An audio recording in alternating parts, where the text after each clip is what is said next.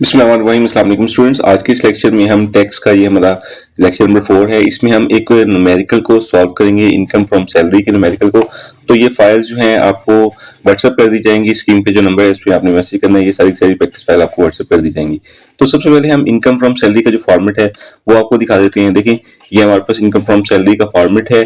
तो यहाँ से आप चेक कर सकते हैं कि आपके क्वेश्चन में कौन कौन सी चीजें जो हैं वो टैक्सेबल होंगी और कौन कौन सी जो अमाउंट होगी वो टैक्सेबल नहीं होंगी। ये फॉर्मेट भी आपको सेंड कर दिया जाएगा। अभी आते हैं हम क्वेश्चन की तरफ। मिस्टर ए का क्वेश्चन है जी, हमारे पास ये क्वेश्चन में डिफरेंट जो है क्वेश्चन से रिलेटेड डाटा प्रोवाइड किया गया है। क्वेश्चन कुछ इस तरह होता है कि लास्ट में हमसे रिक्वायरमेंट मांगी गई होती है।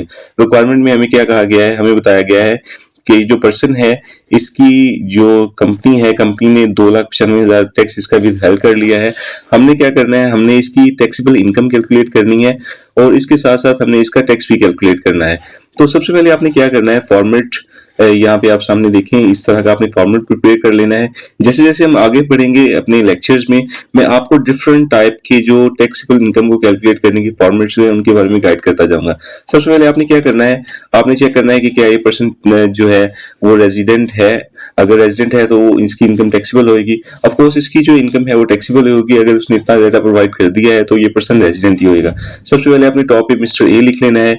ये रेड कलर का टेक्स्ट आप लिखना चाहें तो लिख लें, ये इसमें जरूरी नहीं है। तो टॉप पे जो है हमने लिखा मिस्टर ए रेजिडेंट पर्सन, क्योंकि इसके जो डे हैं 183 से ज्यादा होंगे, इसलिए तो इसकी हम इनकम टैक्स कैलकुलेट कर लिए हैं। यहाँ पे हम टैक्स ईयर लिखेंगे कि ये किस ईयर का टैक्स है, जो कि क्वेश्चन में बताया गया होगा। यहाँ पे जो है हम लिखेंगे computation of taxable income and tax liability. जो भी चीज हमें क्वेश्चन में पूछी गई होगी वो हम यहाँ पे लिखेंगे। नेक्स्ट चलेंगे और यहाँ पर जो है ये व्हाइट कलर से जो लाइन हमें शो हो रही है, ये हमारे पास क्वेश्चन में एज इट इज डाटा होगा। हमने बस वहां से उठाना है, इसको यहाँ पे पेस्ट कर देना है। अगर आप फॉर्मेट में भी जाके देखें तो देखिए हमारी जो बेसिक सैलरी होती है ये फुली टैक्सेबल होती है। बोनस जो है फुली टैक्सेबल होता है।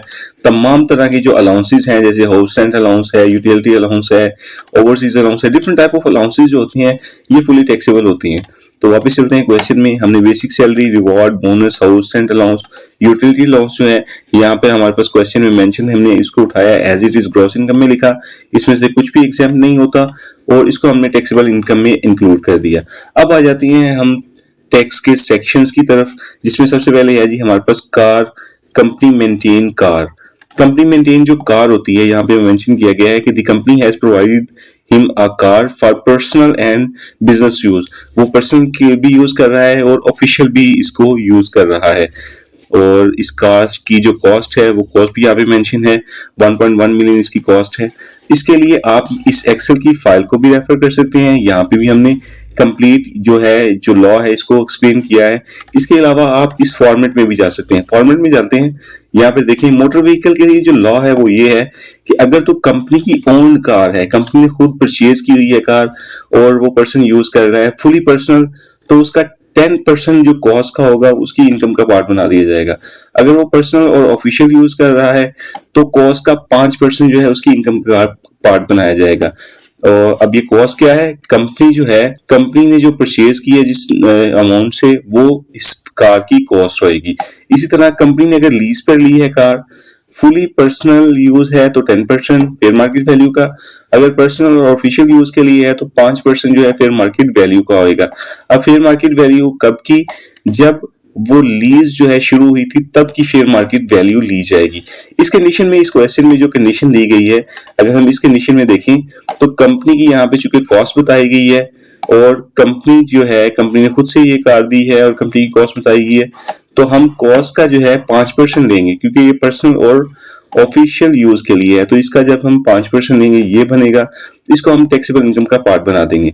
नेक्स्ट जो है, नेक्स्ट लाइन में हमें बताया गया है कि जो पर्सन है उसने 1.15 मिलियन जो है उसने लोन भी लिया हुआ है। लोन के लिए लॉ क्या है वो देखते हैं, फॉर्मेट में चलते हैं। तो लोन के लिए लॉ ये है कि इंटरेस्ट फ्री लोन जो है, कंसेशनल लोन जो है, अगर एम्प्लॉयर ने अपने एम्प्लॉय को दिया हो और वो लोन जो है 1 मिलियन जो है 1 मिलियन से अबव हो, तो उस पे बेंचमार्क रेट जो होता है जो कि 10% होता है, ये बीएमआर जो है बेंचमार्क रेट है, बेंचमार्क रेट 10% होता है। उस लोन का 10% जो है वो उस पर्सन की इनकम का, जो एम्प्लॉय होता है उसकी इनकम का पार्ट बना दिया जाता है। किस कंडीशन में ये जो लोन है वो पार्ट नहीं बनाया, इसका जो इंटरेस्ट है वो एम्प्लॉय की इनकम का पार्ट नहीं बनाया जाता। अगर तो एम्प्लॉय जो है, एम्प्लॉय के कुछ पैसे जो हैं वो एम्प्लॉयर के पास पड़े हुए हैं और एम्प्लॉय जो है उस पे अपने एम्प्लॉयर से कोई इंटरेस्ट नहीं ले रहा, उसने उसको वेव किया हुआ है, माफ किया है, तो जो भी लोन एम्प्लॉय लेगा एम्प्लॉयर से, फिर उस पर भी जो है बेंचमार्क रेट अप्लाई करके उसकी टैक्सेबल इनकम का पार्ट नहीं बनाया जाएगा। और अगर ये 1 मिलियन से कम होगा फिर भी पार्ट नहीं बनाया जाएगा। लेकिन यहाँ पर जो कंडीशन है, एक तो इंटरेस्ट फ्री लोन जो है वो 1 मिलियन से अबव है। दूसरा, यहाँ पे क्वेश्चन में कहीं भी बताया नहीं गया कि जो एम्प्लॉय है, एम्प्लॉय के भी पैसे एम्प्लॉयर के पास पड़े हैं, एम्प्लॉय ने जो उसका इंटरेस्ट बनता है वो माफ किया हुआ है, वेव किया है। तो हम इसका क्या करेंगे, बेंचमार्क रेट 10% लेके इसकी इनकम का पार्ट बना देंगे। नेक्स्ट चलें जी, स्टॉक ऑप्शन की बात कर लेते हैं।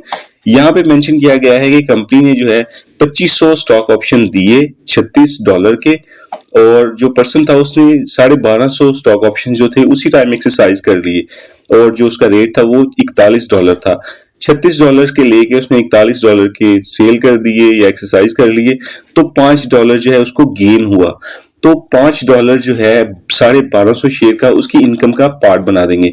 हम चलते हैं फॉर्मेट में देखते हैं कि इसके बारे में क्या बताया गया है। एम्प्लॉय शेयर स्कीम में जो भी एम्प्लॉय को जो है ऑप्शन देगा, राइट देगा, उसके बारे में यहाँ पे गाइड किया गया है।